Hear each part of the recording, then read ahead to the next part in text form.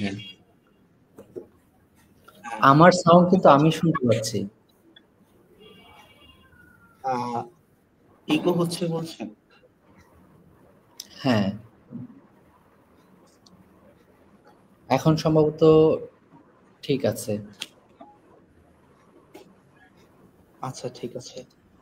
আসসালামু আলাইকুম সবাইকে আমাদের রিসার্চ এন্ড অ্যানালাইসিস ইনস্টিটিউট কর্তৃক আয়োজিত আরো একটি অ্যাসপায়ার টক্সে আপনাদেরকে স্বাগত। আজকে আমাদের সাথে আরো একজন সাকসেসফুল প্রফেশনাল আছেন গেস্ট হিসেবে। আমরা তার সম্পর্কে আজকে জানবো, তার জার্নিগুলো সম্পর্কে জানবো, এবং ভাই আমাদের জন্য কি অ্যাডভাইস নিয়ে এসেছেন সেটা নিয়ে আমরা একটু ভাইয়ের কাছ থেকে তার ইনসাইট গুলো, তার পার্সোনাল পয়েন্ট অফ ভিউ গুলো বুঝে নেওয়ার চেষ্টা করব। সবাইকে শেষ পর্যন্ত সাথে থাকার জন্য অনুরোধ জানাচ্ছি। আজকে আমাদের সাথে গেস্ট আছেন জনাব তাইবুর রহমান ভাই। উনি একজন মেডিকেল ইমেজিং স্পেশালিস্ট। প্রথমেই ভাই আমি আপনার কাছ থেকে আমাদের উদ্দেশ্যে এবং আমাদের অডিয়েন্সের উদ্দেশ্যে প্লিজ আপনি যদি আপনার পরিচয়টা একটু উপস্থাপন করেন। Hello everyone, thank you. আপনারা সবাই জয়েন করছেন অনেক মূল্যবান সময় নিয়ে। আশা করি সবাই ভালো আছেন এবং সুস্থ আছেন। আমি তৈবুর রহমান, ব্যাচেলর করছি, আগে এডুকেশন দিয়ে শুরু করি। তো ব্যাচেলর কমপ্লিট করছি বাংলাদেশ ইউনিভার্সিটি থেকে 2024-এ, এটা মোহাম্মদপুর ক্যাম্পাস থেকে। এরপরে আমি সফটওয়্যার ইঞ্জিনিয়ারিংয়ে চায়নাতে গেছিলাম মাস্টার্স করতে। এরপরে সেকেন্ড মাস্টার্স করছি ইরাসমাস মুন্ডাস জয়েন্ট মাস্টার্সে মেডিকেল ইমেজিং অ্যান্ড অ্যাপ্লিকেশন। তো 2014 থেকে 2024 পর্যন্ত আমার লেখাপড়া, সাথে সাথে আমার প্রফেশনাল লাইফ, এইটাই নিয়েই এখন কাজ করতেছি, বর্তমানে মেডিকেল ইমেজ নিয়ে।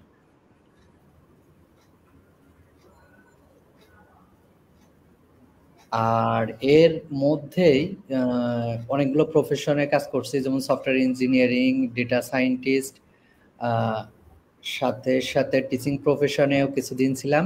ফাইনালি এখন medical imaging and application Erasmus Mundus joint masters complete করে এখন বর্তমানে নতুন করে আবার রিসার্চ অথবা রিসার্চে আমার যে ইন্টারেস্ট, সেইটার জন্য আমি বিভিন্ন ল্যাব, আমার পছন্দের ল্যাবগুলো খুঁজতেছি। হোপফুলি আমি ফার্দার রিসার্চের জন্য কোনো একটা ল্যাবে আবার মেডিকেল ইমেজ নিয়ে কন্টিনিউ করব।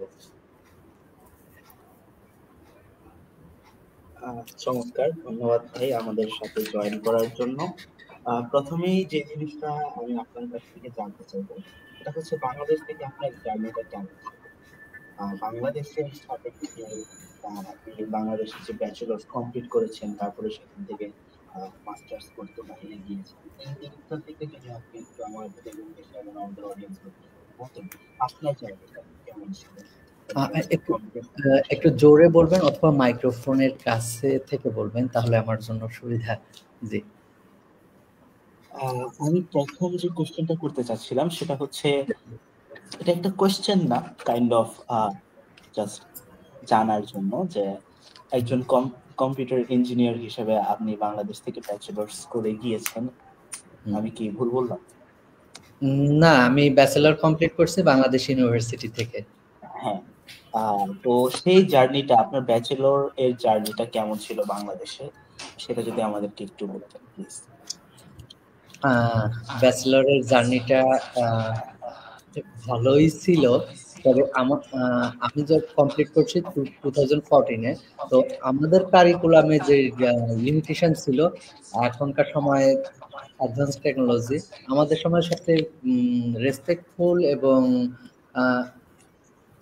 মানে লোভনীয় যে কেরিয়ারটা ছিল সেটা হলো সফটওয়্যার ইঞ্জিনিয়ার। তো সফটওয়্যার ইঞ্জিনিয়ার হিসেবেই আমি নিজের চুজ করছিলাম। আর বর্তমান সময়ের কম্পেয়ার করলে, যে এখন যেমন ডিপ লার্নিং, মেশিন লার্নিং, এইটা আমাদের কারিকুলামে ছিল না। তো সেই হিসেবে আমাদের একটু মানে ওই সময় আমি মনে করছি যে আমাদের জন্য থাকলে আর একটু ভালো হইতো, ব্যাচেলর থেকে পড়ে গেলে এখন যে এআই নিয়ে কাজ করা হয়, এটা ব্যাচেলর প্রোগ্রামে তো বর্তমান কারিকুলামে অ্যাড হয়েছে, তখন থাকলে আরো ভালো হতো। এটাই। আর অ্যাজ ইউজুয়াল সবগুলো সাবজেক্ট তো ছিল, যেমন database, data structure, web development, বাকি যে প্রফেশন গুলো ছিল সবটাই ছিল। ধন্যবাদ ভাই। আহ, আপনি প্লিজ আপনার স্লাইডটা নিয়ে কন্টিনিউ করে যাবেন। আমরা আমাদের কোশ্চেনস আপনাকে যখনই জিজ্ঞাসা তৈরি হবে, অবশ্যই কি যদি কিছু মনে না করেন আপনাকে ইন্টারাপ্ট করে আমরা জিজ্ঞেস করব। ও শিওর। আমার স্লাইডে ম্যাক্সিমামটাই আমি টেকনোলজি নিয়ে ইন্ট্রোডিউস করানোর ট্রাই করব। আহ, আমি অনেক দিন থেকেই তো মেডিকেল মানে হেলথ কেয়ার সেক্টরে আছি। এখন আমি বিস্তারিত বলতেছি আস্তে আস্তে আমার এডুকেশন, সাথে সাথে প্রফেশনাল লাইফ। 2014 আমি স্টাডি কমপ্লিট করার পরে তো বেশ কিছুদিন বিভিন্ন সফটওয়্যার, বিভিন্ন কোম্পানিতে কাজ করার পরে তো জেনারেলাইজ একটা আকাঙ্ক্ষা তৈরি হয়েছে যে কিভাবে একটা সেক্টরে স্পেশালিস্ট হওয়া যায়। এরপরে মনে হলো যে হেলথ সেক্টরটা বেছে নিলেই সাথে সাথে প্রফেশনও কন্টিনিউ হলো, যদি কখনো এখানে হিউম্যানিটি অথবা কারো হেল্প হয় সেটা আরো ভালো। এরপর থেকেই কাজ শুরু করছি হসপিটাল ম্যানেজমেন্ট সফটওয়্যার নিয়ে। তো সেখান থেকেই ডে বাই ডে ইন্টারেস্টটা আরো গ্রো করতে থাকলো। এরপরে কিছুদিন পরে 2018-এ আমি চায়নাতে গেছিলাম আমার ব্যাচেল মাস্টার্স কমপ্লিট করতে। এই স্লাইডে মোটামুটি আমার একটা ওভারভিউ দেওয়া আছে যে আমি কিভাবে লেখাপড়া করছি। তো স্টেপ বাই স্টেপ এরকম বলতেছি, ব্যাচেলর থেকে শুরু করছি তো, কারণ ব্যাচেলরের আগে আমার লেখাপড়াটা আরো ডাইভার্সিটি। কারণ ব্যাচেলর করছি আমি কম্পিউটার সায়েন্সে, এরপরে মাস্টার্স করছি সফটওয়্যার ইঞ্জিনিয়ারিং এ, সেকেন্ড মাস্টার্স করছি মেডিকেল ইমেজিং এ। তো এই যে ডাইভার্সিটিটার জন্য একটু বিস্তারিত বলা। তো একটা প্রফেশনে কিছুদিন থাকার পরে মনে হয়েছে যে আমাকে আরো একটু আগাইতে হবে। এই প্রফেশনে এভাবেই থাকলে হয়তো আমি স্টাক হয়ে থাকবো। এই জন্য এগুলো চেঞ্জ করা, ইনস্টিটিউট চেঞ্জ করা, ফিল্ড চেঞ্জ করা। প্রফেশন ঠিক না, প্রফেশন আগের মতোই আছি, সফটওয়্যার ইঞ্জিনিয়ার। আর সাথে সাথে বিভিন্ন এগুলো অ্যাড করে নিচ্ছি। তো আমি যে হেলথ কেয়ার কাজ করি, তো হেলথ কেয়ারের বর্তমান সময়ে রিসার্চ ইন্টারেস্ট, সাথে সাথে আহ, মানুষের আগ্রহ, রিসার্চারদের আগ্রহ এবং বিভিন্ন অর্গানাইজেশনের যে ইনভলভমেন্ট, এটা ডে বাই ডে খুব আহ, বেশি পরিমাণে, মানে ডে বাই ডে এই নাম্বারটা ইনক্রিজ হইতেছে। এটা ফান্ডিং হোক, রিসার্চার হোক, যে কোনো ক্যাটাগরিতে এটা ডে বাই ডে ইনক্রিজ হইতেছে। তো এইখানে যেটা হয়, হেলথ কেয়ারের অনেকগুলা সেক্টর, যেমন আমি এখন কাজ করতেছি মেডিকেল ইমেজ নিয়ে। মেডিকেল ইমেজটা এমন একটা জিনিস যে হিউম্যান বডি, এখন যেটা বলা হয় সাধারণত যে মিরাকেল বলা হয় হিউম্যান বডিরে, যে একটা একটা একটা একটা অর্গান, একটা একটা আহ, উম, যে পার্টগুলো আছে, মুভমেন্টটা আছে, যে বায়োকেমিস্ট্রি আছে, বায়োফিজিক্স আছে, মানুষের কাছে বিস্ময়কর একটা ব্যাপার। তো এইগুলো আস্তে আস্তে মানুষের কাছে যেমন বিস্ময়কর হইতেছে, যে নতুন করে কিছু তৈরি করতে হইতেছে না। হিউম্যান বডি নিয়ে রিসার্চ করলে, হিউম্যান অ্যাক্টিভিটি নিয়ে রিসার্চ করলে নতুন নতুন ফিল্ড, নতুন নতুন এরিয়া, রিসার্চের জায়গা তৈরি হচ্ছে, যেটা গবেষণার জন্য খুবই প্রয়োজন। মানুষের নতুন করে আর অন্য কোথা থেকে শেখার প্রয়োজন নাই, যেটা হিউম্যান বডি থেকে মানুষ শিখতে পারতেছে। তো হেলথ কেয়ারের মধ্যে অনেকগুলো অ্যাপ্লিকেশন আছে। এখন যেটা একটা হট টপিক যেটাকে বলা হয় যে আর্লি ডিটেকশন। আর্লি ডিটেকশনটা কি, যে কোনো ডিজিজের আর্লি যদি ডিটেক্ট করা যায়, যেমন cancer, tumour, any kind of disease যদি আর্লি ডিটেক্ট করা যায়, তাহলে মানুষকে খুব হেল্প করা যাবে এই রিসার্চের মাধ্যমে, যে আপকামিং সময়ে বা আরো 5 বছর পরে, 2 বছর পরে এই স্পেসিফিক হিউম্যান বডিগুলাতে যে কোনো ধরনের প্রবলেম তৈরি হইতে পারে। প্রবলেম বলতে কি, যেমন ক্যান্সার। এখন এটা যেহেতু এটার কোনো রিকভারি খুব বেশি নাই, আর থাকলেও সেটা স্যাটিসফ্যাকশন লেভেলে আসে না, এই কিউটা এই জন্য সাধারণত মানুষ ট্রাই করতেছে যেটা আর্লি যদি ডিটেক্ট করা যায় তাহলে আগে থেকেই প্রতিরোধ করার সম্ভাবনা হয়তো তৈরি হবে। যেমন আমার যে রিসার্চটা ছিল মাস্টার থিসিসের রিসার্চ, থিসিসটা আমি আপকামিং স্লাইডে দেখাবো যে আসলে কিভাবে এটা আর্লি ডিটেক্ট করতে পারলে সলভ করা পসিবল হিউম্যান বডিতে। সেটা অনেকভাবে হইতে পারে, হইতে পারে জেনেটিক্যাল মিউটেশনের মাধ্যমে, হইতে পারে যে ডিএনএ ইমপ্রুভের মাধ্যমে, ডিএনএ ইনজেক্টের মাধ্যমে, অথবা আমাদের হিউম্যান যে নিউরো জেনারেটিভ যে ফাংশনগুলো আছে এর মাধ্যমেও কিউর করা যাইতে পারে। এরপরে আছে যে আমরা যেটা করতে পারি যে ট্রিটমেন্টের মাধ্যমে, আমি যেটা বললাম ট্রিটমেন্ট করা যাইতে পারে। এই ট্রিটমেন্টটা অনেকগুলো স্টেপে করা যাইতে পারে। তারপর কেয়ারিং এর মাধ্যমে, যেমন হিউম্যান বডিতে অনেকগুলো অ্যাক্টিভিটি আছে যেটা কেয়ার করলে, মানে কেয়ার বলতে এই ব্যাপারটা হলো আমরা যেটাকে থেরাপি বলি, থেরাপি সেক্টরটা, থেরাপির মাধ্যমে অনেক ডিজিজ আছে যেগুলো হিউম্যানরে হেল্প করা যায়।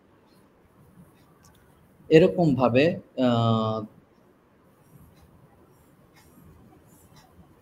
অনেকগুলো স্টেপ আছে, যেমন এখানে আছে যে given supervise experience, superior experience.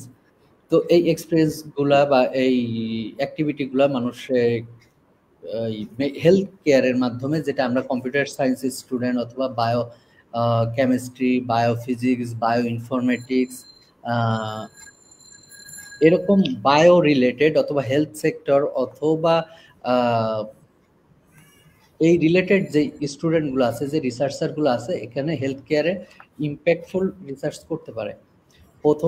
প্রথমত আমি যখন কম্পিউটার সায়েন্সের স্টুডেন্ট ছিলাম, আমার মনেই হয় নাই যে আমি কখনো হেলথ কেয়ারে এত ডিপলি ইনভলভ হব, যেটা আসলেই আমার কাছে সারপ্রাইজ একটা ব্যাপার যে এটা কম্পিউটার সায়েন্সের স্টুডেন্ট এই লেভেলের কাজ করবে, এটা কখনোই আমাদের চিন্তা ভাবনার মধ্যে সাধারণত আসে না।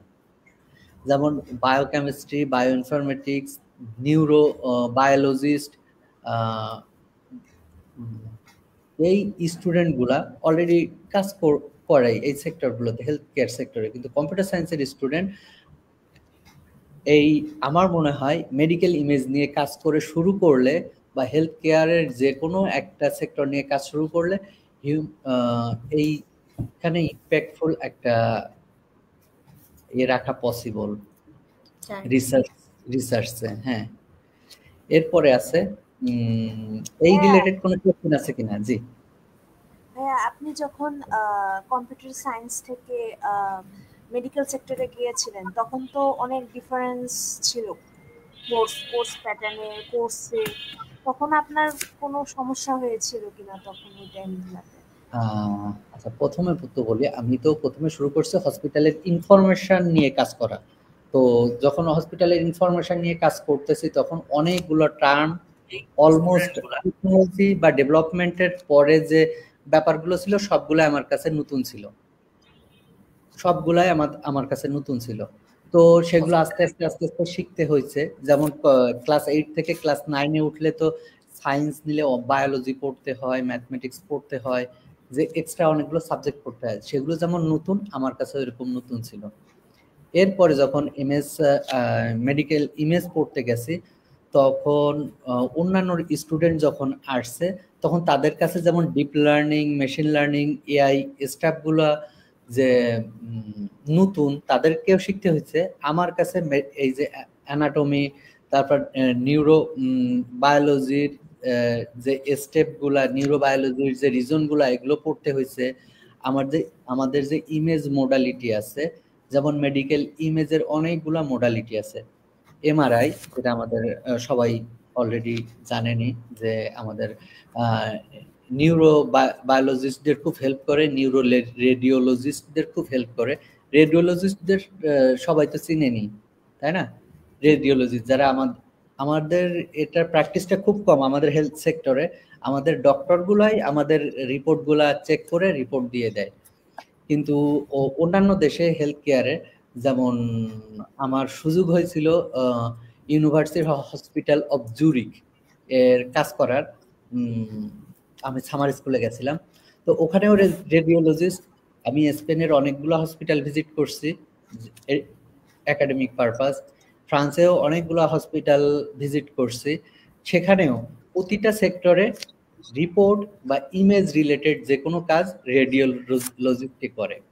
তো রেডিওলজিস্ট বডি পার্টের যে কোনো এরিয়াতে রিপোর্টগুলো রেডিওলজিস্ট স্পেশালি রিপোর্ট লিখে, কিন্তু আলাদা করে যখন নিউরো কাজ করা হয় তখন আলাদা করে সবকিছুর প্রয়োজন হয়। নিউরোবায়োলজিস্ট, নিউরো রেডিওলজিস্ট, নিউরোলজিস্ট সবকিছু আলাদা। তো নিউরোলজির যে কোনো ফটো সাধারণত আমাদের দেশে যেটা হয় এমআরআই দিয়ে করা হয়।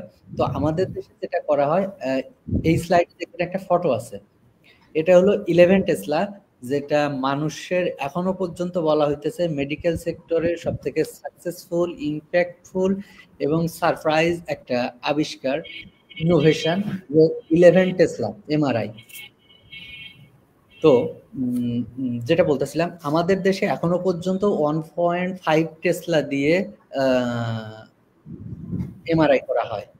এটা অনেক এক্সপেন্সিভ এবং অনেক ডিফিকাল্ট একটা ইমেজ, এবং এক্সপেন্সিভ, অবশ্যই এক্সপেন্সিভ, ওয়ান টাইম এবং মেনটেনেন্স অনেক এক্সপেন্সিভ।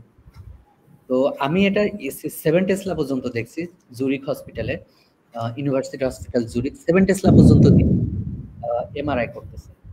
আমাদের হয়তো আরো খুব কয়েক বছর লাগবে, আমাদের ইনশাল্লাহ আমরাও আমাদের দেশের হেলথ সেক্টর আস্তে আস্তে এরকম ইয়েগুলো নিয়ে আসবে।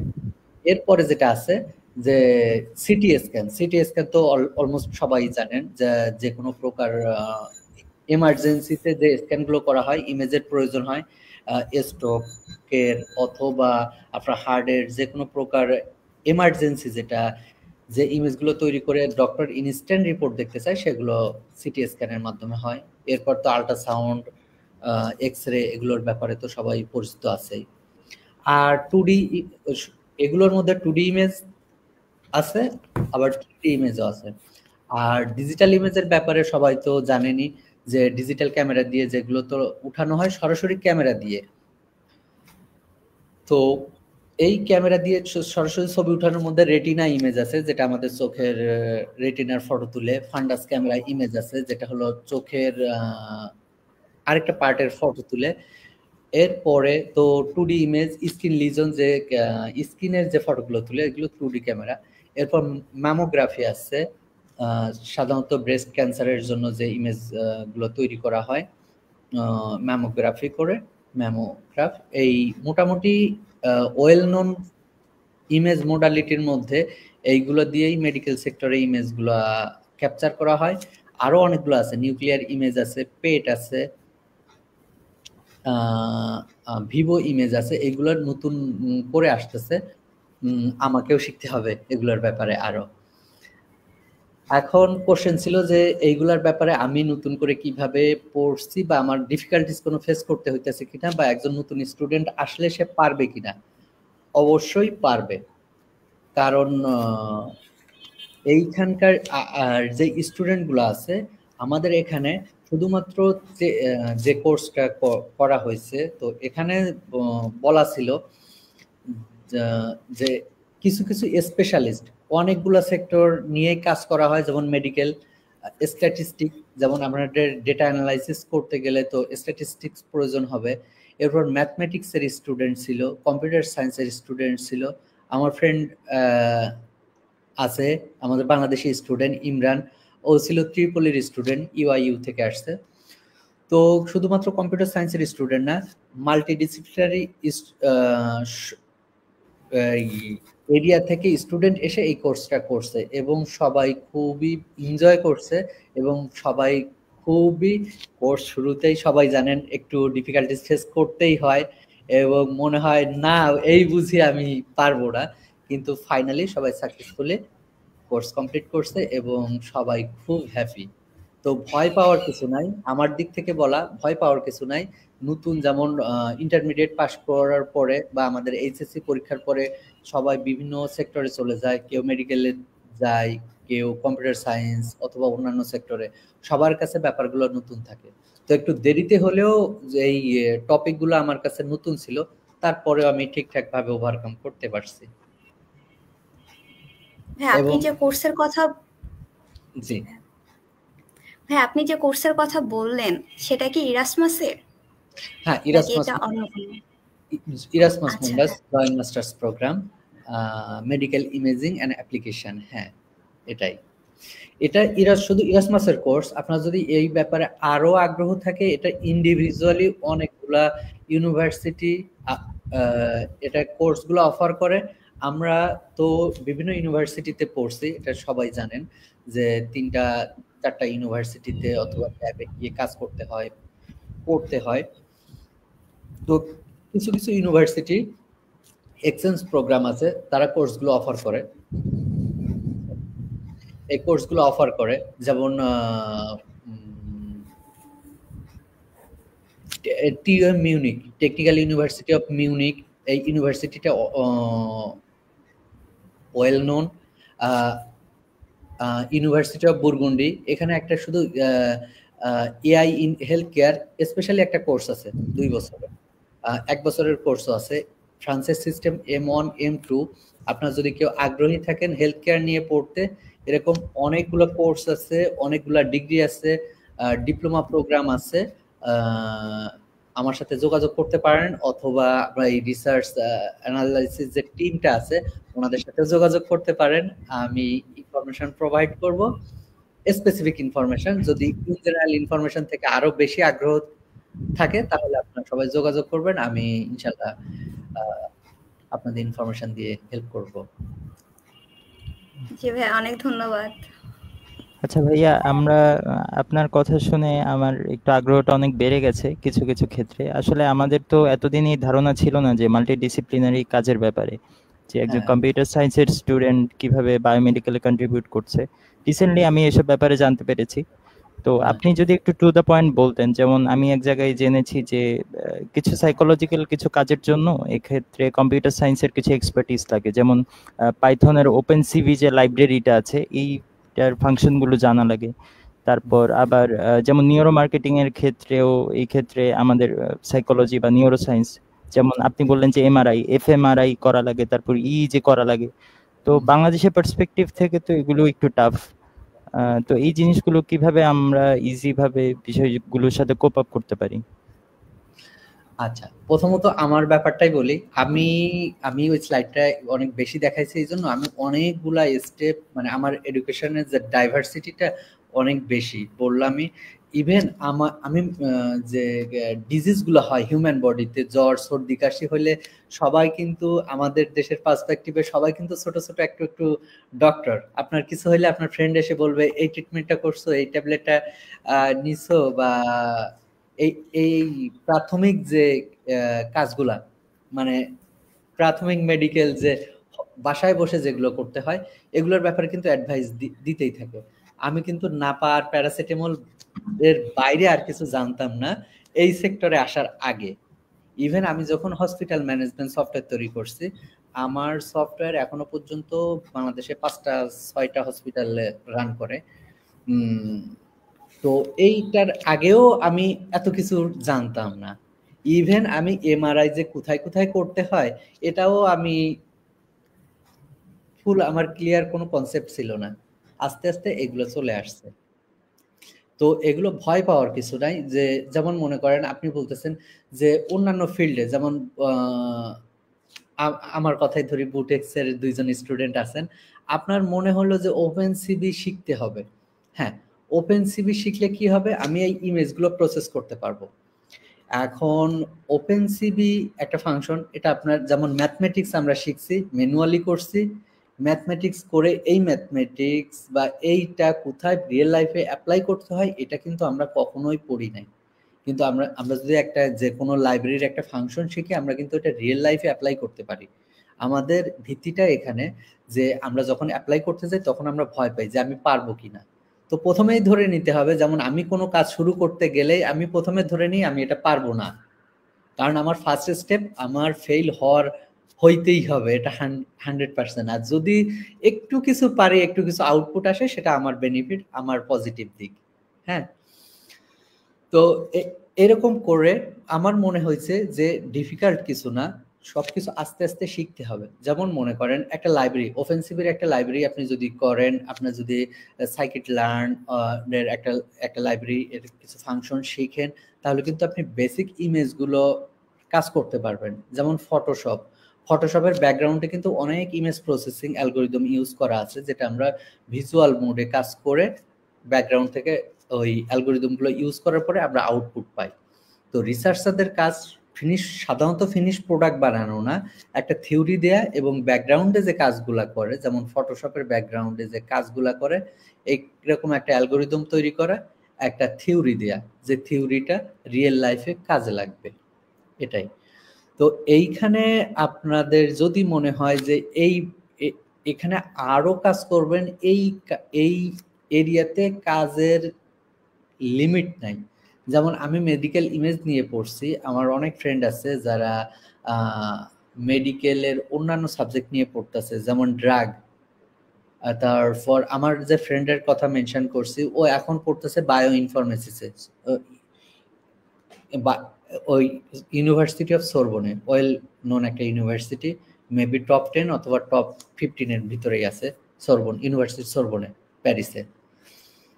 তো ওর এরিয়াটা আবার আলাদা।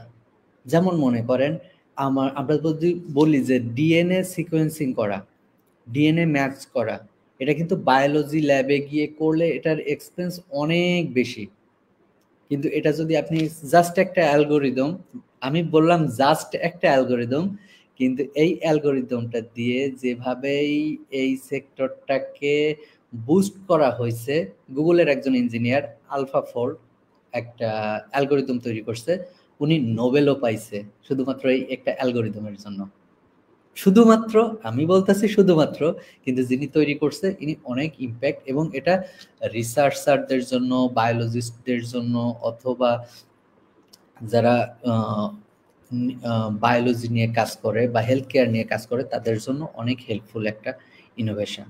যেমন মনে করেন যে এআই নিয়ে যদি কথা বলি, আমরা সবাই জানি যে ডিপ লার্নিং এর কথা। এই ডিপ লার্নিং এর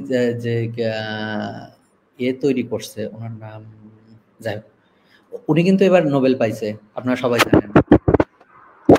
একটা অ্যালগোরিদম তৈরি করছে, আর ডিপ লার্নিং এর মাধ্যমে এত কিছু এখন তৈরি হয়েছে যে এতটাই ইউজ যে এটা নতুন করে আর বলার আলাদা করে কিছু নাই। তো এটাই, ভয় পাওয়ার আপাতত কিছুই নাই।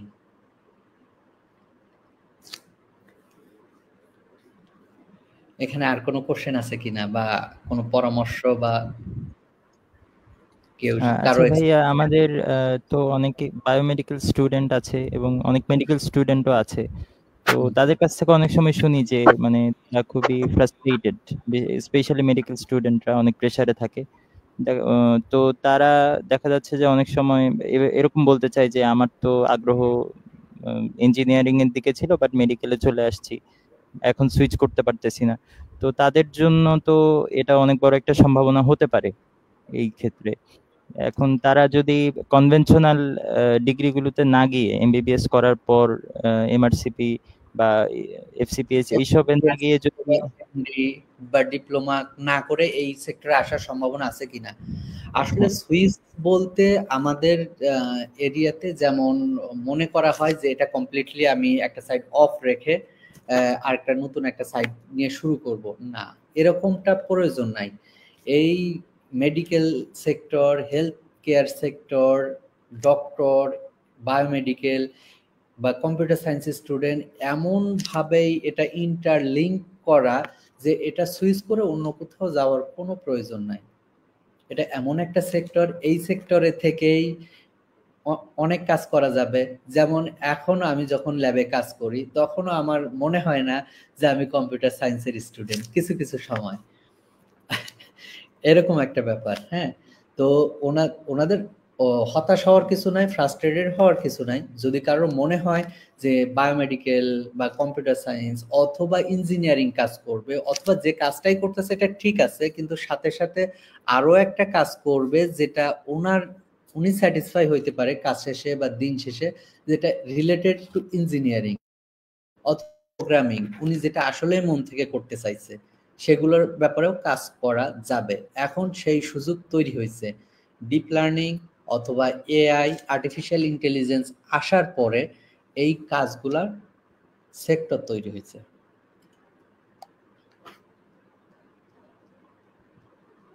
এখন আমি একটা ইন্টারেস্টিং স্লাইড দেখাই। এটা ইন্টারেস্টিং মনে হচ্ছে? মনে হচ্ছে না ইন্টারেস্টিং? আচ্ছা, এটা খুব একটা সাধারণ দৃষ্টিতে এটা খুব একটা মানে পাষণ্ড টাইপের একটা কাজ। তারপরে আমি বলতেছি, এক্সপ্লেইন করতেছি। সাধারণত কি হয় যে দেখছেন না পোলিও যে আবিষ্কার হয়েছে বা যে কোনো কারণে পোলিও হয়, যে কারণে যে কিছু কিছু বডির কিছু কিছু পার্ট যে মুভ করে না, অথবা কথা স্পষ্ট হয় না, অথবা চোখ একটা বড় একটা ছোট, এরকম বিভিন্ন রকম অ্যানোমালি বা ডিসেবিলিটি নিয়ে যে বেবিগুলো জন্মগ্রহণ করে, এরকম বেবি তো দেখছেন আপনারা, তাই না? জি। হ্যাঁ, এই বেবিগুলাও মানে এই যে অ্যাবনর্মালিটি, এইগুলাও পসিবল, এইগুলাও কিউর করা পসিবল তাদের এই বেবিগুলার এই বেবি অবস্থায়, মানে আমাদের যখন বেবি থেকে মানে শৈশব থেকে মানে যুবক হওয়ার আগ মুহূর্ত পর্যন্ত যে কোনো সময়, মানে একটা এজ লিমিট, এটা ডিপেন্ড করে জিনের উপরে, জেনেটিক্যাল অথবা রিজন অথবা জাতিগোষ্ঠীর উপরে। যে আমাদের একটা জাতি বাঙালি, একটা ইউরোপিয়ান, আফ্রিকান, চাইনিজ, এটা ডিপেন্ড করে হলো আলাদা জাতিগোষ্ঠীর উপরে। তারপরেও আমি বলতেছি ইন জেনারেল বেবি থাকা অবস্থায় এগুলো কিউর করা পসিবল। তো এর একটা রিসার্চে আমি যুক্ত ছিলাম। যেমন মনে করেন একটা ইঁদুর, তো এই গবেষণাগুলো সাধারণত মানুষে করা হয় না। তো একটা মনে করেন একটা নষ্ট ল্যাপটপ আপনি যদি কোনো কারোর কাছে, মেকারের কাছে অথবা কোনো রিপেয়ার শপে নিয়ে যান, তাহলে প্রথমে কি করবে, যে নষ্ট কি হয়েছে সেটা দেখবে। এখন যদি আপনি একটা রিপেয়ার মেশিন তৈরি করেন যেটা অটোমেটিক্যালি আপনার সিস্টেমটাকে রিপেয়ার করে দিবে, তখন সাধারণত কি হয়, যে আপনার ওইরকম একটা নষ্ট মেশিন লাগবে, তাই না? তো জি। এখন কি পসিবল যে হিউম্যান রে ওইরকম ডিজেবল তৈরি করে তার উপরে রিসার্চ করা? না না, এটা একটা ফানি ব্যাপার। আসলে যদি করা হয়, যদি আমার মনে হয় যে একটা ভাঙা হাত আমি জোড়া লাগাবো, আমরা একটা মেশিন তৈরি করছি, না 2-3 জন মিলে একটা মানুষের হাত ভেঙে দিলাম, অথবা আমি কাউকে বললাম যে সিটিতে কার হাত ভেঙে আছে তারে নিয়ে আসো আমার হসপিটালে। এরকম অনেকই হয়। রিলেটেড আমি আরেকটা গল্প বলবো, পরে মনে করেন। তো এইরকমটা হিউম্যান দিয়ে পসিবল না। আবার যদি মনে করেন আমি একটা হিউম্যান রে আমি একটা জিন রে ডিঅ্যাক্টিভ করে দিব, এটা তো মানবতা বিরোধী কাজ, তাই না? এটা কখনোই করবে না, কেউ তো বলবেই না। এখন যদি তারে বিলিয়ন ডলারও দেয়া হয়, একটা টেসলা গাড়ি দেয়া হয়, একটা আইফোন দেয়া হয়, তারপরেও তো সে বলবে না যে আমার হাতটা আমি নাড়াইতে পারবো না, এই পারমিশন আমি কাউকে দিব। এরকমটা কখনো হবে না বা হয় না। তো সাধারণত হয় কি যে এগুলো মাউসের উপর এক্সপেরিমেন্ট করা হয়। প্রথমে হয় কি যে তার জিনটাকে ডিঅ্যাক্টিভ করে দেয়া হয়। তার মানে ওই ইঁদুরের যে বেবিটা হবে বা এই মাউসটার যে আর কখনো এই লেভেলের গ্রোথ হবে না। এই জিনের গ্রোথ না হলে, এটা যদি ডিঅ্যাক্টিভ করে দেয়া হয়, তাহলে কি হবে, আমাদের যে আমাদের সবকিছু কিন্তু হয় নার্ভাস সিস্টেম। নার্ভাস সিস্টেম মানে নিউরো মেকানিজমের পুরা সিস্টেমটাকে নার্ভাস সিস্টেম বলে। তো এখানে আমি যে হাতটা মুভ করতেছি, এই মুভমেন্ট যদি আমি এখন মানে আমি এই পাশ থেকে এই সামনে নিয়ে আসলাম, এটা যদি আমি এখন প্রোগ্রামিং করি, আমি রোবোটিক্সে যখন প্রোগ্রাম করছি, এই হাতটা এখান থেকে মুভ এখানে পর্যন্ত মুভ করতে আমার রোবোটিক্স তারপরে প্রোগ্রামিং, বায়োলজি, ফিজিক্স সব মিলিয়ে যদি আলাদা আলাদা সেক্টর করে আমার যদি প্রোগ্রাম লিখতে হয় বা ডেসক্রিপশন লিখতে হয়, তাহলে অনেক বড় একটা তৈরি হবে।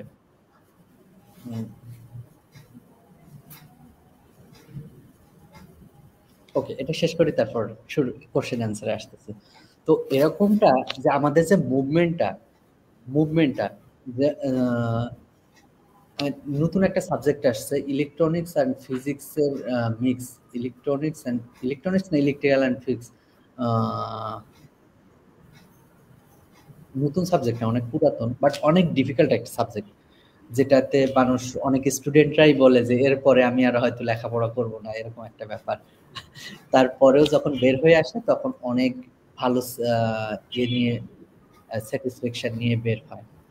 তো এটাই শেষ করি যে এই মাউসটাকে ডিঅ্যাক্টিভ করে দেওয়া হয়। ডিঅ্যাক্টিভ করে দেওয়ার পরে তারপর অরিজিনাল যে মাউস, মানে মাউসের ব্রেনের ফটো পরে দেখাচ্ছি যে আমার কাজ কতটুকু ছিল। তো এটার কম্পেয়ার করা হয় যে আমাদের নার্ভাস সিস্টেমে ও নার্ভাস সিস্টেমে কোনো চেঞ্জ আসছে কিনা। যদি চেঞ্জ আসে তখন এই চেঞ্জটাকেই সুস্থ যে মানে মাউস আছে ওর সঙ্গে কম্পেয়ার করা হয়। কম্পেয়ার করে দেখা হয় যে এই জিন ইনঅ্যাক্টিভ করার ফলে ওর কোন ফাংশনগুলো ইনঅ্যাক্টিভ হয়ে আছে। তো স্পেসিফিক আমাদের তো জিনের কোনো মানে লিমিট নেই, কত বিলিয়ন যেন আছে। আমি শুধু নিউরনের ব্যাপারটা জানি, আমাদের মেবি 86 বিলিয়ন নিউরন আছে শুধু ক্যালকুলেশন করার জন্য। আমরা যে একবারে কথা বলতেছি, ম্যাক্সিমাম সম্ভবত একজন সুস্থ মানুষের একবারে ফায়ার হয় ম্যাক্সিমাম, এর উপরে আর হয় না। এটা সব প্রেডিকশন বা মোটামুটি এভারেজ একটা ধারণা যে 8 বিলিয়নের মতো, আর এভারেজ মানুষ 2-3 বিলিয়ন নিউরন ক্যালকুলেট করতে পারে। তো তখন দেখা হয় যে আমাদের নিউরন সিস্টেমগুলো কোথায় ইনঅ্যাক্টিভ আছে বা কোন জায়গাগুলোতে কাজ করতেছে না।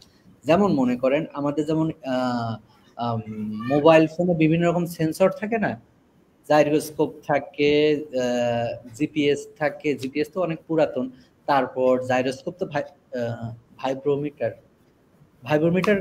কোন সেন্সর দিয়ে ট্রাই করে মোবাইল ফোনে? ভিআরটা মেবি জাইরোস্কোপ দিয়ে করে। তো এই যে যতগুলো সেন্সর আছে আমাদের ব্রেনের নার্ভাস সিস্টেমের প্রতিটা রিজন আলাদা আলাদা ভাবে ওইরকম সেন্সর হিসেবে কাজ করে। দেখবেন যে কারোর ফ্রেন্ডলি আলাপে তো অনেক সময় বলেই, এই ওটা স্লো নাকি, ওটা চলতেছে না, এই তোমার এইটা হইতেছে না, তোমার অনুভূতি শক্তি কম নাকি। তো এটা ডিপেন্ড করে হলো আমাদের পুরাটাই নার্ভাস সিস্টেম। আর বডির সকল পার্ট হলো আমাদের আলাদা আলাদা, শুধু ওই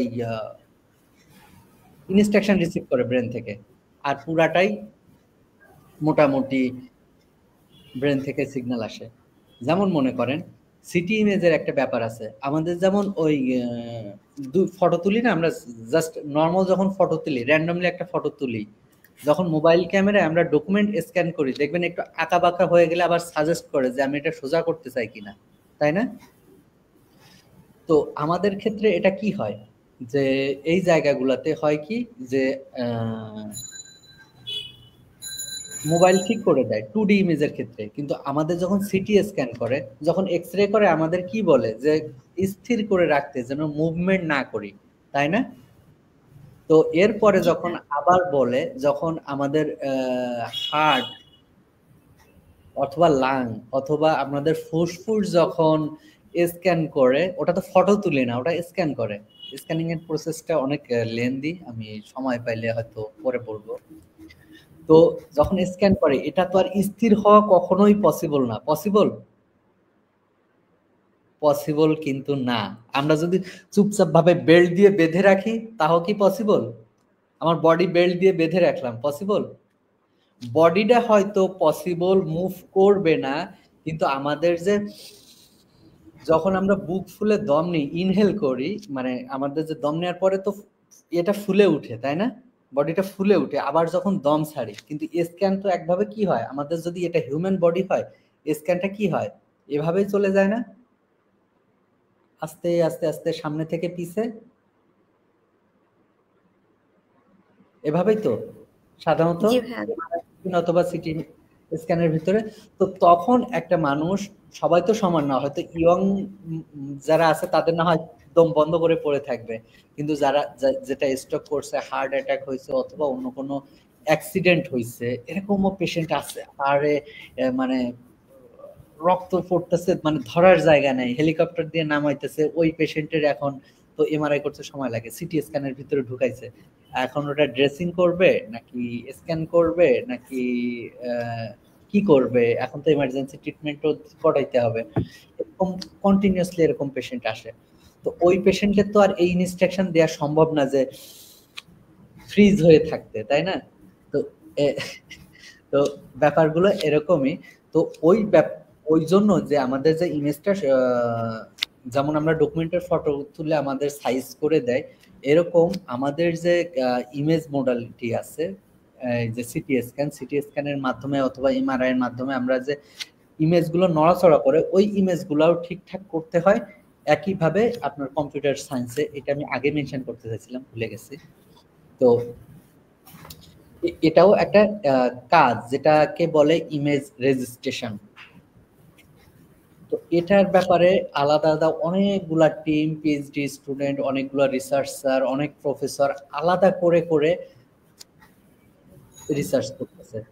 আর এটা এমন একটা জিনিস, একবার স্ক্যান করার পরে পুরাটাই যে রিসার্চার আছে অথবা যে সফটওয়্যার ইঞ্জিনিয়ার আছে অথবা যে এআই স্পেশালিস্ট আছে, ওনাকেই বলবে যে আপনি এটা থেকে রিপোর্ট বের করে দেন। তো এটা তো আর পসিবল না সেকেন্ড টাইম আবার স্ক্যানারে ঢুকানো, যদি কোনো মিস্টেক হয়।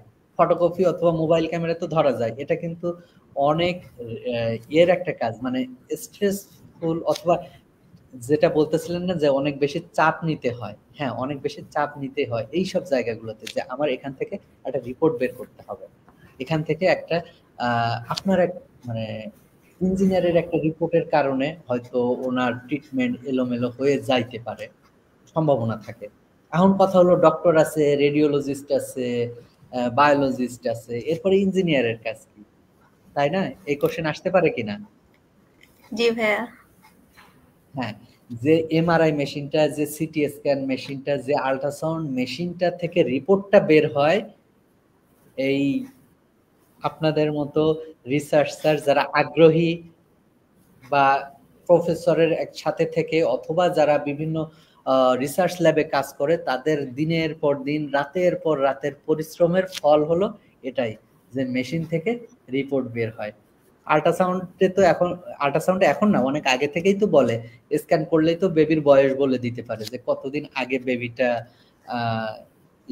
ভ্রূণে গিয়ে অ্যাক্টিভ হয়েছে। তো এই ব্যাপারগুলো, এটাকে যে ইমেজ টাকে যে বাঁকা হওয়া, আপনার যে মোবাইলে ফোনে যে 2D ইমেজগুলো একটু সাইজ করে ডকুমেন্টেড আকারে দেখেন, এটাকে সাধারণত বলে ইমেজ রেজিস্ট্রেশন। আর আমি যে কাজটা করছি, এই কাজটা হলো যে ইমেজ সেগমেন্টেশন। এখানে দেখবেন যে লেফট সাইডে একটা ফটো আছে, এটা হলো 2D ইমেজ। 2D ইমেজ হিসেবে আমি এখানে শো করছি 2D ইমেজ, আর সাথে সাথে এটা হলো মাইক্রোস্কোপিক ইমেজ। এই ইমেজ মোডালিটিটা একটু আলাদা। ইমেজ নিয়ে কি বেশি বলবো নাকি আমি কন্টিনিউ করে রিসার্চের ব্যাপারে বলবো? হ্যাঁ বলেন, ভালো লাগছে শুনতে।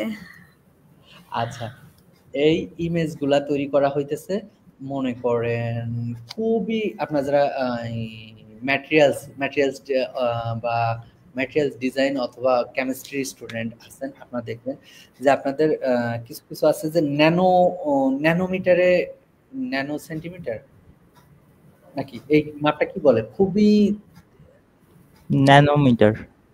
হ্যাঁ, জাইরোমিটার। ন্যানোস্কোপিক। হ্যাঁ, এই লেভেলে এই যে ইমেজটা দেখতেছেন, একটা ইমেজ, একটা 3D ইমেজের ভিতরে এটা 2000 2D ইমেজ থাকে। 2000 2D ইমেজ এটা তৈরি করছে। কিভাবে তৈরি করছে?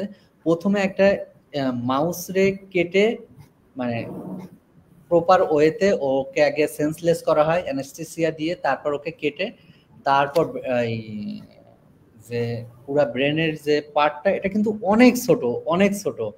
কত ছোট? ইঁদুর তো এতটুকু, তাই না? মনে হয় এতটুকু ইঁদুর। আর এই ইঁদুরের মোটামুটি ব্রেন, তার মানে আরো ছোট। তো তো এটা প্রসেস করার পরে বায়োলজিস্ট যারা আছেন, সাথে নিউরোবায়োলজিস্ট থাকে, স্টুডেন্ট থাকে, বায়োমেডিক্যালের স্টুডেন্ট থাকে, সবাই মিলে ব্রেনটাকে প্রসেস করে ফাইনালি এটা অন্য ল্যাবে পাঠানো হয় যেখানে ইমেজ তৈরি করে। তো ইমেজ তৈরি করার পরে এই 2D ইমেজ, এখন কথা হলো যে এই ইমেজটা তৈরি করতে এত কিছু করার প্রয়োজন কেন? আমরা তো মানুষের যেমন এমআরআই তৈরি করি, তৈরি করি না, মানুষের যেমন এমআরআই করি অথবা সিটি স্ক্যান করি, এনিমেলের কেন করি না? হ্যাঁ, এনিমেল করা যায়। আপনারা দেখবেন যে 9 টেসলা এমআরআই শুধুমাত্র এনিম্যাল ইমেজিং এর জন্য তৈরি করছে, এবং ওটা এতটাই এক্সপেন্সিভ যে আমাদের একটু আমাদের রিজনে এটা বের করা একটু ডিফিকাল্ট। ইভেন ইউরোপের অনেক ল্যাবও এটার খরচ উঠাইতে পারে না, ওই জন্য মাইক্রোস্কোপিক ইমেজ তৈরি করে, হিস্টোলজি। তো আস্তে আস্তে এটা কেটে কেটে আমার কাছে এরকম ইমেজ দিছে, মনে করেন 200-250 মতো ইমেজ দিছে। ইমেজ মানে 3D ভলিউম, যেটা এক একটা ইমেজের ভিতরে 2000 ইমেজ আছে। তো ফাইনালি আমি যেটা কাজ করছি যে প্রথমে আমার যে মেইন ব্রেনের সাথে যে অনেকগুলো কেমিক্যাল দিয়ে যে ইমেজটা তৈরি করা হয়, জুম এখন করা যাবে না, যাই হোক, তো ওটাও অলমোস্ট কাছাকাছি থাকে। তো এটা একটু সেগমেন্ট করা একটু ডিফিকাল্ট। তো প্রথমে আমরা যেটা করি যে ফাইনালি যে শুধুমাত্র ব্রেনটাকে আলাদা করি, আলাদা করার পরে থার্ড স্টেপে দেখবেন, থার্ড স্টেপে এসে প্রতিটা রিজন আলাদা করতে হয়, অনেকগুলা রিজনে, যে কোন রিজনের কি কাজ, কোন রিজন কি অবস্থায় আছে, এটা করা। এখন কথা হলো যে এই সেগমেন্ট করা জরুরি কেন? হইতে পারে না, সেগমেন্ট করা জরুরি কেন? যেমন মনে করেন আমরা যেমন কোনো কিছু দেখতে চাই, ভিতরটা যদি দেখতে চাই কি করি? লাউ, কুমড়া, তারপর কোনো ফল বা সবজি আমরা কি কেটে 2 ভাগ করে তারপর দেখি যে ভিতরে আসলে পোকা আছে কিনা, যেমন বেগুন, ভিতরে পোকা আছে কিনা। তরমুজ তো এখন খুবই পপুলার একটা ফ্রুটস, কেটে দেখি যে ভিতরে কালার ঠিক আছে কিনা। হিউম্যান বডি তো আর এটা পসিবল না যে কেটে 2 ভাগ করে তারপর ভিতরে গিয়ে দেখা, তাই না? তো এটার রেসপন্সিবিলিটি পুরাটা ইঞ্জিনিয়ারের উপরে, যে ইঞ্জিনিয়ারের কাছে এসে বলবে আমাকে একটু হেল্প করো, ইঞ্জিনিয়ার আবার গিয়ে বলবে বায়োলজিস্টের কাছে আমাকে একটু হেল্প করো, যে কিভাবে তোমাদের এই জিনিসগুলো আমার কাছে পরিচয় করায় দাও।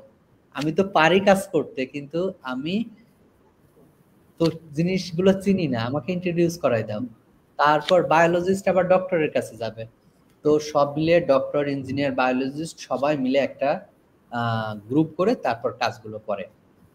আবার এখানে আরেকটা ডিফিকাল্টিজ আছে যে এই ইমেজগুলা সেকেন্ড টাইম যেমন উঠানো যায় না, আবার এই ইমেজগুলো একবার ডিস্ট্রয় হইলে বা এই ইমেজগুলো ঠিকঠাক মতো প্রসেস না করতে পারলে রেজাল্টেও ভুল আসতে পারে, এই ব্যাপারগুলো। তো সেগমেন্ট করার প্রয়োজন এই জন্য কিছু কিছু সময় আমাদের যেমন টিউমার হয়, আমি আসতেছি 2D ইমেজ যখন ডিসকাস করবো 2D ইমেজ নিয়ে। তো যখন এলোমেলো হয়, টিউমার হয়, যখন টিউমারটা একটু বড় হয় না, তার মানে কি আমার যে নর্মাল যেভাবে থাকার কথা, আমার বডিটা যেভাবে থাকার কথা সে অবস্থায় নাই, তার মানে কি আমার বেড়ে গেছে এই এরিয়াটা। তো এটা আমরা আউটসাইড দেখতে পারছি, ইনসাইড দেখার জন্য আমাদের ওই সেগমেন্ট প্রয়োজন হয়। সেগমেন্ট করে নিলে তারপর ওই স্পেসিফিক রিজনটা কম্পেয়ার করতে সুবিধা হয়। আচ্ছা ভাইয়া, এই রিলেটেড একটা কোয়েশ্চেন আছে, সেটা হচ্ছে যে আমাদের বাংলাদেশে তো অনেকেই বিজনেস অ্যাডমিনিস্ট্রেশনে পড়াশোনা করছে। তো বিজনেস অ্যাডমিনিস্ট্রেশনে এরকম কিছু রিসার্চের এরিয়া আছে যেখানে কনজিউমার বিহেভিয়ারকে প্রেডিক্ট করা হয় তার ব্রেইনের অ্যাক্টিভেট পোর্শনগুলোকে ফাইন্ড আউট করে, অ্যাক্টিভেট নিউরনগুলোকে ফাইন্ড আউট করে সে কোথায় ফোকাস করছে। তো এখানেও এই ধরনের ইমেজিংটা অনেক বেশি ইউজ হয়। তো আমাদের বাংলাদেশে তো এগুলো অনেক বেশি এক্সপেন্সিভ, আর যদিও বা এগুলো কেউ করতে চায় সেক্ষেত্রে কি করতে পারে? প্রথমত হলো যে বাংলাদেশ থেকে অনেক কিছুই এক্সপেন্সিভ, শুধু বাংলাদেশের জন্য না।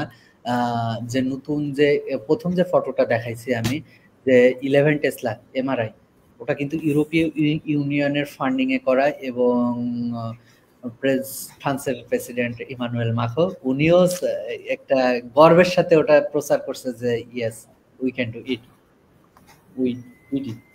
তো এইটা এই জন্য দিছে যে ওরা এত বড় সাকসেস এবার নিয়ে আসতে পারছে।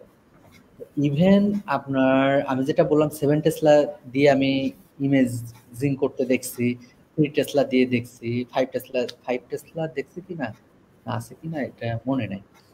তো তাদের কাছেও কিছু কিছু ইমেজিং টেকনিক অনেক এক্সপেন্সিভ, শুধু বাংলাদেশের জন্য না। আমি একটা ল্যাবে গেছিলাম, ওই ল্যাবে মানে অনেকের স্বপ্ন যাওয়া, যেমন আমার ছোটবেলার একটা স্বপ্ন ছিল আমি ইটিএস জুরিকে একটু পড়বো, তো আমার সেই সৌভাগ্য হয় নাই পড়ার। পরে একটা কোর্স করার সুযোগ হয়েছে, যেটা হলো উইন্টার সামার স্কুলে গেছিলাম, যদিও এখন আমি বলতে পারি কারণ ওরা আমার 4 ক্রেডিট দিছিল ওখান থেকে। তো ওখান থেকে আমার একটা ল্যাবে পাঠাইছে, ওখান থেকে আমার অনেকগুলা ল্যাবে পাঠাইছে, যেমন ইউনিভার্সিটি অফ জুরিকে গেছি, ইউনিভার্সিটি ওই ইটিএস জুরিকের অনেকগুলা ল্যাবে গেছি, অনেকগুলা। এরপরে ইন্ডিভিজুয়াল একটা ল্যাবে গেছি, ল্যাব সাধারণত মাটির তলেই হয়, সেটা হলো ইউরোপিয়ান স্ট্যান্ডার্ডে। তো ওখানে গিয়ে ওনারা একটা শুধুমাত্র মাউসের সিটি স্ক্যান করার জন্য, মানে রিয়েল টাইম ফটো নেওয়ার জন্য ওনারা একটা সফটওয়্যার ইউজ করে। ওনারাই বলতেছে যে এই সফটওয়্যারটা আমরা একটা মিনিমাম ভার্সন ব্যবহার করি, যেটার নতুন ভার্সন বা আপগ্রেডেড ভার্সন অনেক এক্সপেন্সিভ। যেমন একটা মনিটর ইউজ করে রেডিওলজিস্ট, আমাকে বলছিল এমন কিছু হয়তো যে 40,000 বা 45,000 এরকম একটা দাম, বা এরকম আগে পরে কিছু একটা হবে ইউরো। তো তারাও বলে যে এটাও খুব ভালো মানের না, আমরা কোনোভাবে নিয়ে চালাইতেছি, আরো আমাদের বেশিটা আরো ভালোটা কেনার আমাদের এই মুহূর্তে ফান্ডিং নাই, যদিও এক একটা ল্যাবের এক একটা ব্যাপার। তো শুধুমাত্র এই কাহিনী বাংলাদেশের না, অনেক ইউরোপিয়ান দেশের যেটা টপ নোজ ল্যাবেরও একই অবস্থা। এর মধ্য দিয়ে যদি একটু কষ্ট করে শেখার আগ্রহটাকে একটু জাগায় তোলা যায় আর একটু আগানো যায়, তাহলে আই থিঙ্ক যে ব্যারিয়ারটা বা যে ভয়টা পাচ্ছে সবাই বা মনে হইতেছে সামনে আগাইতে পারবো না, এটা থাকবে না। যেমন মনে করেন এখন এআই তে চলে আসছে যে এই ইমেজ আমরা যেমন সহজে পাই, এটা কিন্তু সহজে পাওয়া যায় না, বুঝছেন? সহজে পাওয়া যায় না বলতে আমাদের দেশে যেমন আমি একটা হসপিটালে গিয়ে বা হসপিটাল থেকে চাইলেই ফটো তুলতে পারে, হসপিটাল চাইলে যা কিছু করতে পারে, একটা ইমেজ হয়তো কোনোভাবে ম্যানেজ করা যাইতে পারে, কিন্তু এইটা আসলে ইমেজগুলা বা একটা পেশেন্টের পারমিশন ছাড়া, গভর্নমেন্টের পারমিশন ছাড়া এই ইমেজগুলো পাওয়া ডিফিকাল্ট।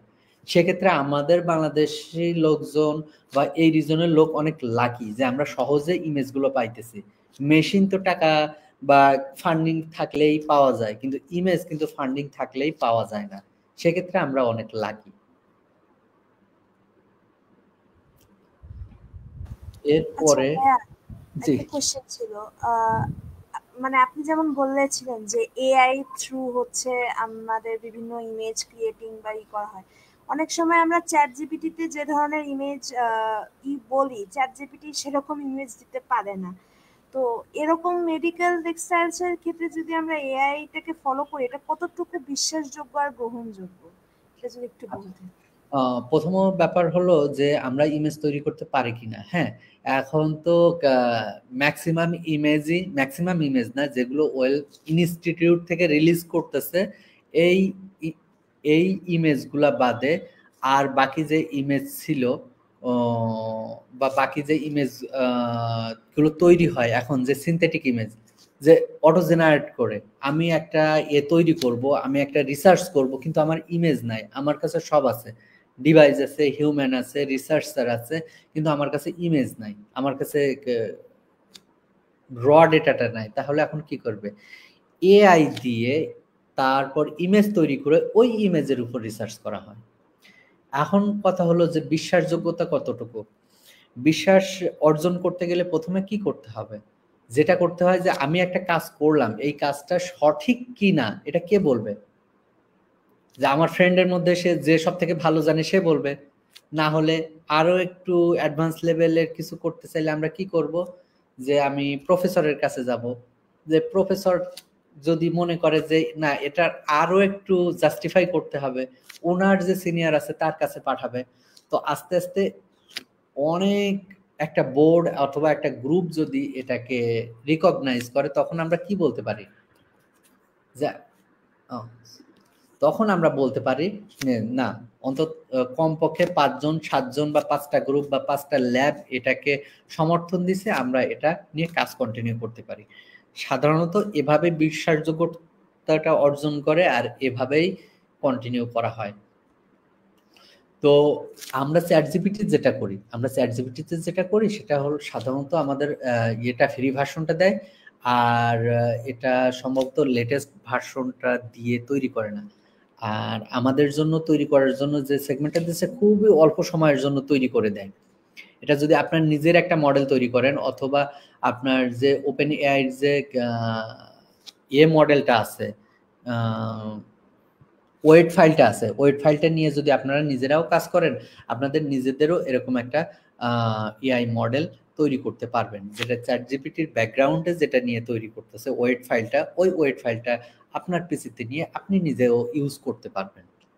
যদিও এটা ওপেন এআই কোর্সে আর মেডিকেল ইমেজের জন্য সাধারণত এই মডেলটা ইউজ করা হয় না, এর জন্য আলাদা অনেকগুলো মডেল আছে সেগুলো ইউজ করে।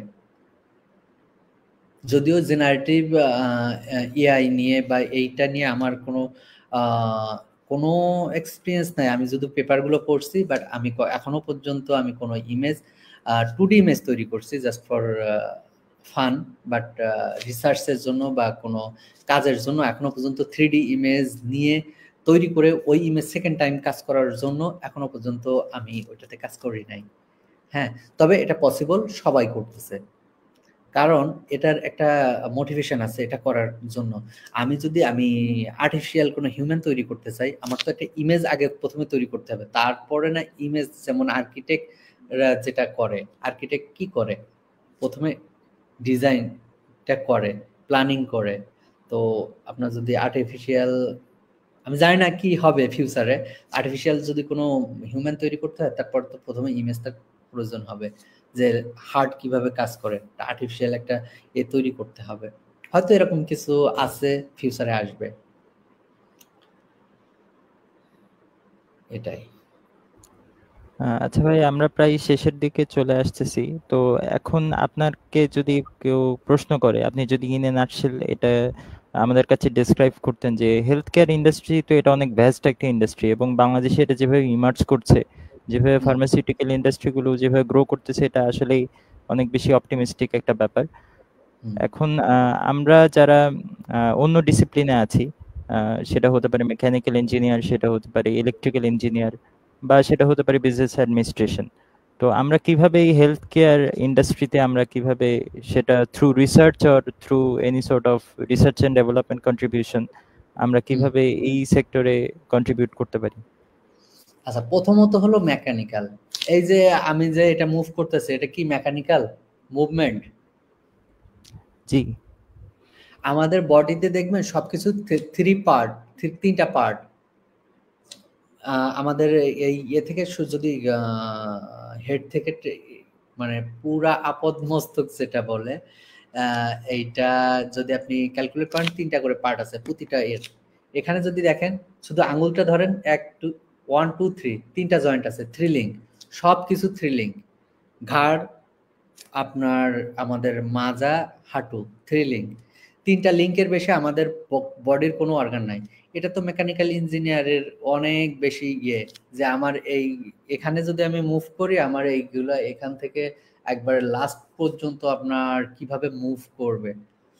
তারপর যে ইলেকট্রিক্যালের যে স্টুডেন্টগুলো আছে, ইলেকট্রনিক্সের স্টুডেন্ট, যেটা আমাদের ত্রিপলির স্টুডেন্ট, ওনারাও তো অনেক বেশি।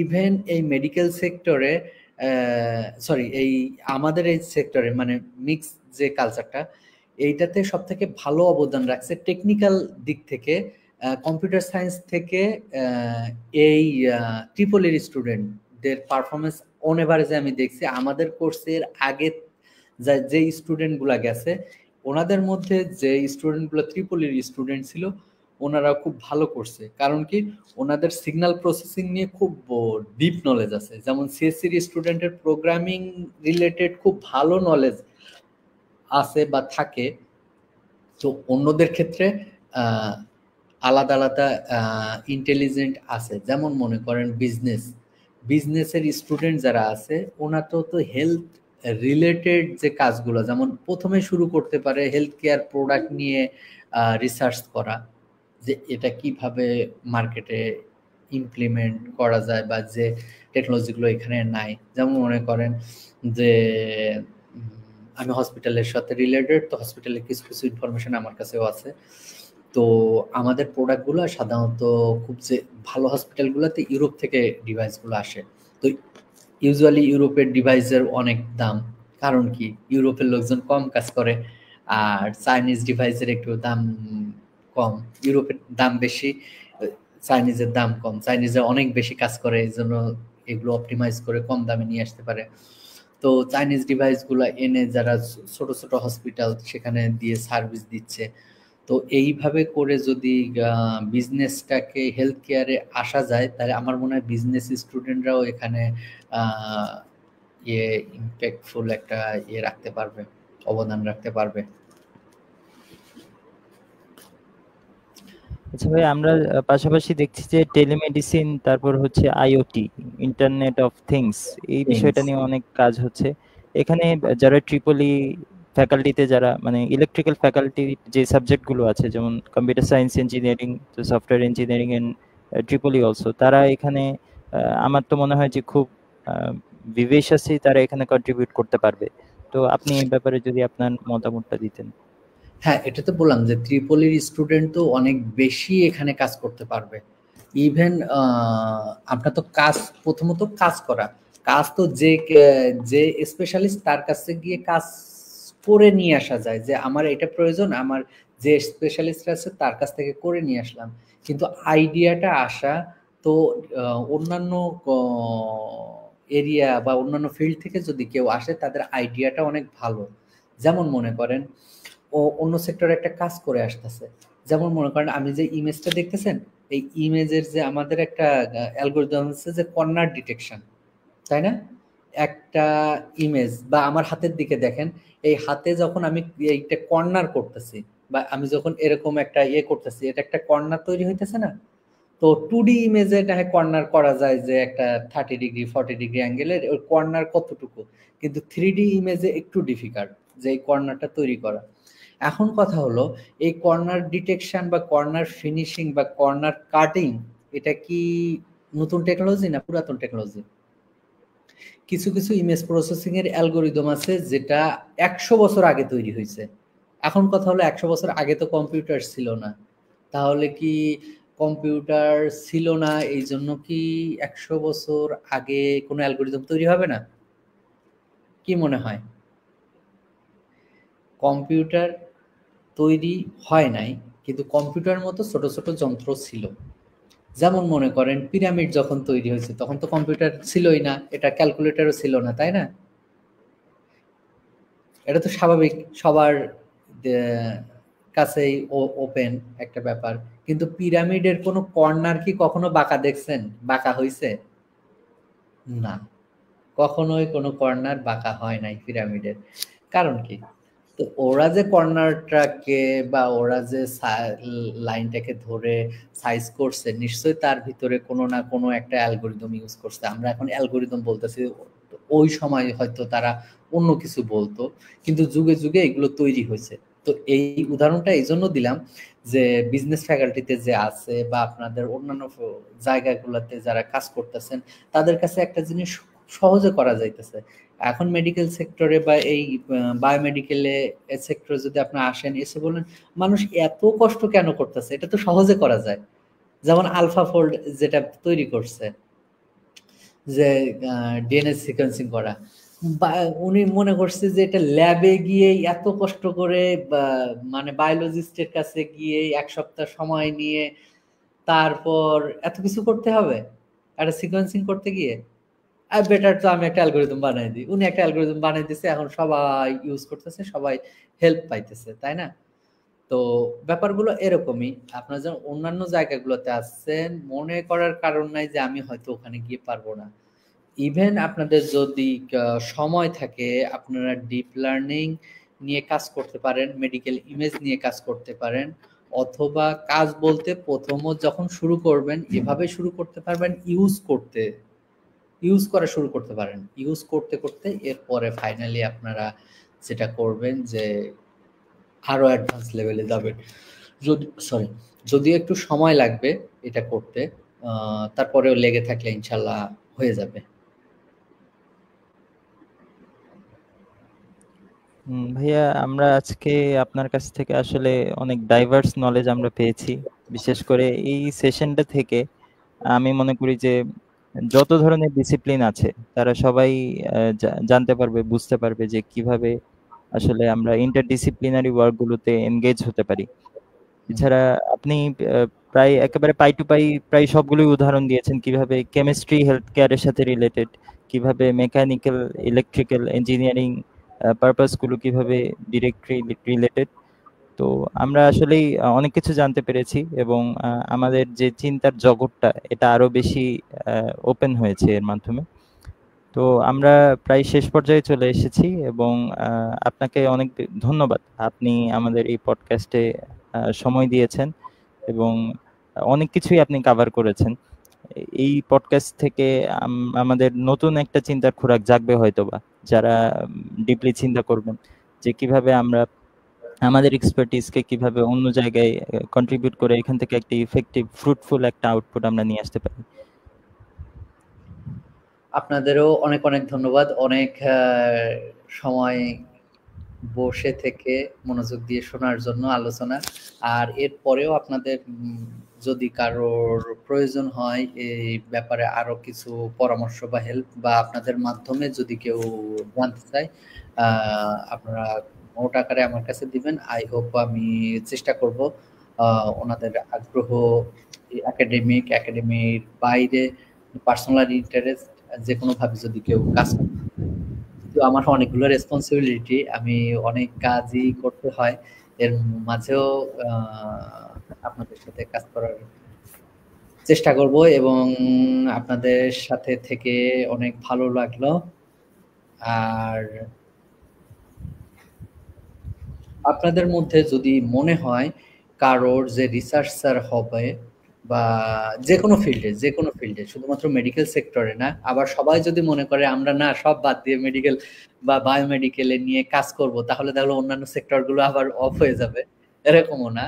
তো যে কোনো ব্যাপারে আমাদের রিসার্চার হওয়া খুব জরুরি। যেমন মনে করেন যে আমাদের স্টুডেন্টের সাধারণত লেখাপড়ার লিমিট থাকে ব্যাচেলর কমপ্লিট, ম্যাক্সিমাম মাস্টার্সের পরে আর সাধারণত কেউ আগাইতে চায় না। আর না আগানোরও অনেকগুলো কারণ আছে, আমাদের প্রতিবন্ধকতা আছে, দেশের প্রতিবন্ধকতা, ফ্যামিলির সাপোর্টের একটা ব্যাপার আছে, ফ্যামিলিরও এক্সপেকটেশন থাকে যে বাচ্চা এতদিন লেখাপড়া করছে, হয়তো এখন ফ্যামিলিকে সাপোর্ট দিবে। তো এই পর্যন্তই। কিন্তু আসলে লেখাপড়ার মজা, লেখাপড়ার যে আনন্দ, যে শিখে যে মজা পাওয়া যায়, সেটা হলো এর পর থেকে, আমার মনে হয় ব্যাচেলরের পর থেকে, মাস্টার্সের পর থেকে। যেমন যে ইউরোপের অনেক ল্যাব আছে, যে ল্যাবগুলাতে অ্যাক্সেস পাওয়া অনেক ডিফিকাল্ট, এবং যদি কেউ পায় সেটা নিজের মনে করে, লাকি মনে করে। আমি 18 কোটি মানুষের মধ্যে হয়তো আরো 4 জনের আগে এই ল্যাবে অ্যাক্সেস পাইছে, আমি হয়তো পাইলাম, হয়তো আরো কেউ এই ল্যাবে অ্যাক্সেস পাবে, কিন্তু আমি স্পেশাল, এরকম মনে হবে। তো মনে হয়, যেমন চায়নাতে আমি যখন পড়ছি, অনেক স্পেশাল একটা ইউনিভার্সিটি, স্পেশালাইজড ইউনিভার্সিটি। তো ওখানকার ল্যাব, কম্পিউটার সায়েন্সের ল্যাব তো অলওয়েজ সেমই, একটা ডেস্ক, একটা ল্যাপটপ। এরপরেও অনেক সিক্রেট ল্যাব আছে যেগুলো এনডিএস কে সাইন করে তারপর ল্যাবে ঢুকতে হয়, অথবা ল্যাবের কোনো ইনফরমেশন পাবলিশ করা যায় না, এরকম অনেক কন্ডিশন। এই জন্য আমি অনেক ইনফরমেশনও আপনাদের বলতেও পারবো না, বা বলতেও পারি নাই। যেটা আসলে আমি আশা করব আপনারা এসে তারপর দেখবেন সেই সুযোগও আছে। হ্যাঁ, তো এইগুলা অনেক প্রতিবন্ধক থাকার পরেও আমি মোটামুটি চেষ্টা করছি আমার দিক থেকে যতটা বলার আর আপনাদেরকে জানানোর। এরপরেও যেটা অনেক সময় বলতেছি যে রিসার্চার খুবই দরকার আমাদের কমিউনিটিতে। জাতিগতভাবে দেশের জন্য অনেক বেশি রিসার্চার দরকার, এবং যে প্রতিবন্ধকতাগুলো আছে এগুলা ছেড়ে যদি সবাই সবাই যার যার সামর্থ্য আছে ওইটুকু শক্তি নিয়ে যদি আসেন আপনাদের জন্য। শুধু আমি না, অনেক বাংলাদেশি অনেক ভাই আছে যাদের কাছে পরামর্শ নিতে গেলে অনেক সময় প্রয়োজন হয় এবং অন্যান্যদের ব্যস্ততা আরো অনেক বেশি। তারপরে ওনাদের কাছেও বা যার কাছে যান, দেশের যে স্টুডেন্টগুলা রিসার্চে আগ্রহী আপনারা যদি আসেন সবাই সময় করে আপনাদের পরামর্শ দিবে। সবার একটাই আশা যে রিসার্চ কমিউনিটিতে আসেন, এবং যদি এই জীবনে সম্ভব না হয়, পসিবল হইলে আপনাদের যেসব বেবি হবে তাদের জন্য হইলেও তাদের জন্য তাদের পজিটিভ দিক চিন্তা করে আপনারা তাদেরও রিসার্চার তৈরি করবেন। আমাদের দিক থেকে খুব দরকার, যেমন মনে করেন আমি তো বলতে পারতাছি না সাউন্ডগুলা আসলে প্রয়োজন। হ্যাঁ, আমার জায়গা থেকে সবকিছু এখানে বলাও ডিফিকাল্ট। তো আমাদের কমিউনিটির জন্য, আমাদের জাতিগোষ্ঠীর জন্য, আমাদের দেশের জন্য রিসার্চার প্রয়োজন। আপনারা সবাই আপনাদের সর্বোচ্চ চেষ্টা করবেন।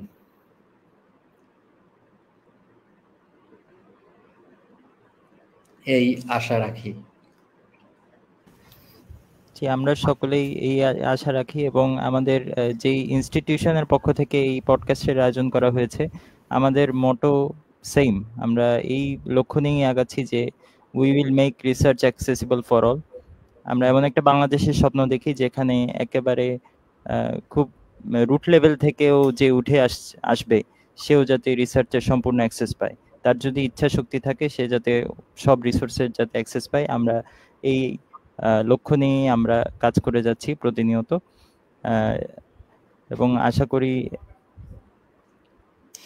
করি ইনশাআল্লাহ একদিন আমরা ইউরোপ আমেরিকার মতো অনেক রিসার্চার পাবো, চাইনিজদের মতো অনেক রিসার্চার হবে আমাদের, যেখানে আমাদের লাইফটা সহজ হয়ে যাবে, আমাদের ডিফিকাল্টিস থাকবে না।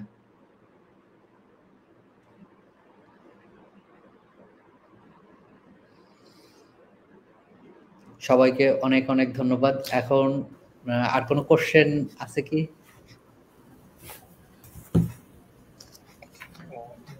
ধন্যবাদ ভাই। এই পর্যায়ে এই মুহূর্তে আর কোনো কোয়েশ্চেন্স নাই, তবে আমরা ইনশাআল্লাহ খুব শীঘ্রই আপনার সাথে আর একবার বসবো, তখন আরো ঘুরি প্রশ্ন নিয়ে বসবো যদি আপনি সময় দিতে পারেন। ইনশাআল্লাহ। আজকে আমরা এই পর্যন্তই শেষ করছি। আমাদের পরবর্তী অ্যাসপায়ার টক্স দেখার জন্য আমাদের অডিয়েন্সদের আমন্ত্রণ রইল, এবং একই সাথে আমরা আশা রাখবো যে তাইবুর রহমান ভাইকে আমরা আবার পাবো। সবাইকে ধন্যবাদ এই পর্যন্ত থাকার জন্য। আসসালামু আলাইকুম।